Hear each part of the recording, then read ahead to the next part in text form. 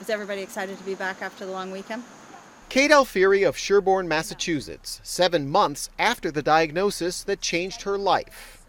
I went from feeling like a relatively healthy 40-something-year-old to a stage 3 breast cancer battler.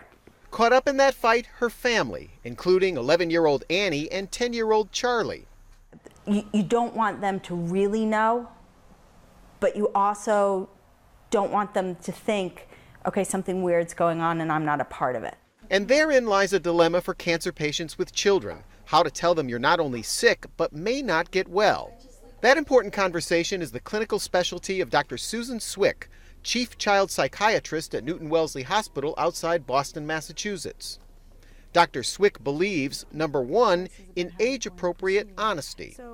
In a way, if parents don't tell their children about this, they lose an opportunity to help their children develop very, very healthy resilience and strength.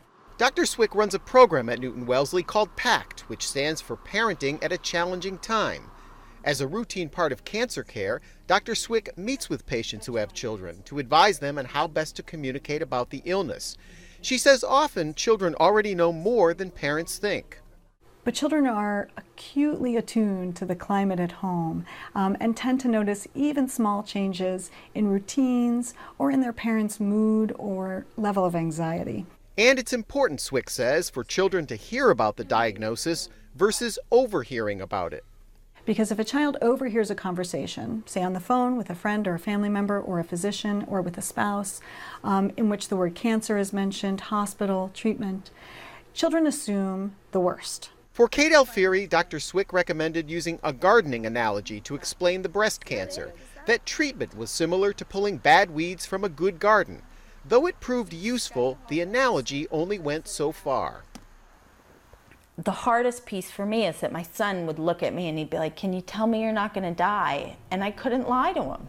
I'd sit there and I'd say, "No, I can't. But I can tell you I'm going to fight it as hard as possible." And that's not the answer he wants to hear. Fortunately, Kate Alfieri is on the upswing now after months of chemotherapy and then surgery.